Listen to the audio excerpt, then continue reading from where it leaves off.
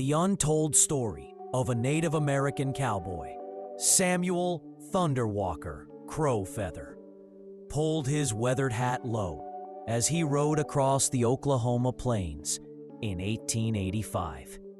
At 28, this Lakota cowboy worked twice as hard for half the pay at the Bar T Ranch, facing daily prejudice from men who refused to see him as an equal. You think you can catch what real cowboys couldn't? Sneered Foreman Jack Dawson when Sam volunteered to capture the legendary white stallion that had been terrorizing local ranchers. The ghost horse of Devil's Canyon carried a $50 bounty, more money than Sam made in 3 months. Every horse has a story, Sam replied calmly. You just have to know how to listen. Dawson's eyes narrowed with cruel satisfaction. Fine, Injun. You got 3 days. When you fail, you're done at this ranch. Devil's Canyon was sacred land to Sam's people. As he tracked the stallion deeper into the Red Rock maze, his grandmother's stories echoed in his mind. Tales of great horse spirits that appeared when guidance was needed. On the second day, Sam found him.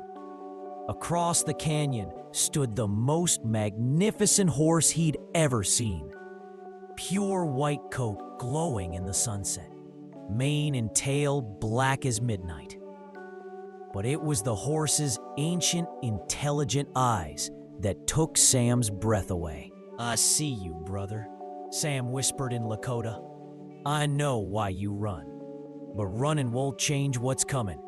The stallion threw back his head and let out a cry that echoed off the canyon walls, like the voices of every wild thing that had ever lived free. Instead of chasing the horse, Sam did something revolutionary. He waited. For 2 days, he simply shared the space, letting the stallion grow accustomed to his presence. His ancestors had taught him that horses weren't meant to be broken, but partnered with. On the third morning, Sam woke to find the stallion standing 30 yards away, watching with those knowing eyes. You know they'll never stop hunting you, Sam said softly, extending his hand. I can't promise you freedom the way it used to be. Those days are gone for all of us. But I can promise you respect. When the stallion finally allowed Sam to touch his neck, it felt like touching lightning itself. There was no break in this horse, only acceptance, a recognition of kindred spirits. Sam fashioned a simple halter from braided horsehair, and the stallion he named Spirit Walker accepted it without resistance.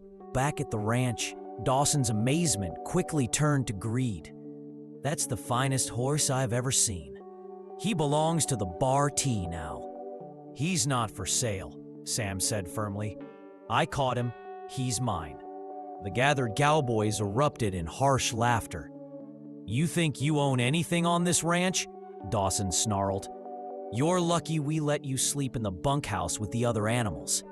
That night, Sam sat with the other non-white cowboys, Mexicans, freed slaves, mixed bloods who made up half the ranch's workforce but got none of its respect.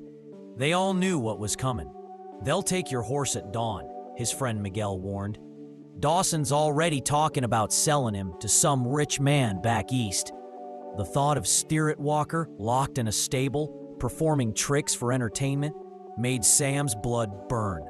This wasn't just about a horse. It was about everything taken from his people, every promise broken. At 3 a.m, Sam made his way to the corral where Spirit Walker waited. Time to go, brother. Time to find a new kind of freedom. Miguel appeared from the shadows with his own horse. You didn't think you were going alone, did you? Behind him came 4 more non-white cowboys, all tired of being treated like dirt. Together, they rode north toward Colorado territory, where opportunities existed for men willing to work hard, regardless of color. By noon, 15 armed men thundered across the plains in pursuit. Sam led his companions to Whisper Canyon, a natural fortress where they could make their stand. "Thunderwalker!" Dawson's voice echoed off the canyon walls. "Send out that horse, and the rest of you can ride away." "The horse stays with me," Sam called back. "And my name is Samuel Crowfeather." The standoff was broken when Sam's uncle, Chief Standing Wolf, appeared on the ridge with 20 Lakota warriors. "What brings white men to sacred ground with weapons drawn?" the chief demanded. After tense negotiations, Standing Wolf declared, "My nephew will keep his horse. He has chosen a different path." 6 months later, the Crowfeather Ranch was thriving in a beautiful Colorado Valley.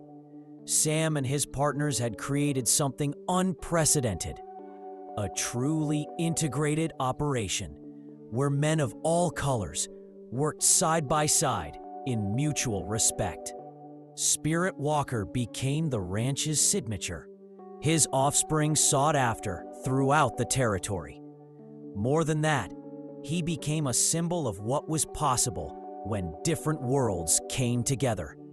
Years later, as Sam watched his children play while his Cherokee wife Emma tended her garden, he reflected on the journey.